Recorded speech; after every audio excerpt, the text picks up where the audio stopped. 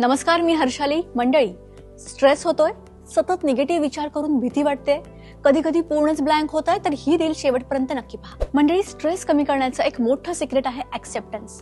तर करायचं काय, जेव्हा आपल्याला विचार येतील की आता काय होईल, मग तसं झालं तर कसं होईल, हे जे काही थॉट्स असतात ना, ते बाजूला ठेवायचे आणि हे समजून घ्यायचं की जे होणार आहे त्याला आपण टाळू शकत नाही.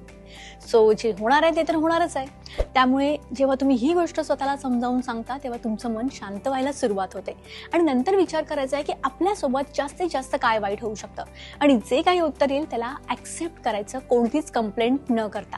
एकदा का तुम्ही जे काही होणार आहे त्याला स्वीकारलं, भले मानसिकदृष्ट्या ते थोडं अवघड जाईल, पण एकदा का तुम्ही आतून ते ऍक्सेप्ट करण्याची तयारी दाखवली, तर तिथे ऑलमोस्ट तुमचा स्ट्रेस कमी होतो. कारण गोष्टी ॲज इट इज जेव्हा आपण ऍक्सेप्ट करतो तेव्हा आपली भीती निघून जाते. So accept and move on.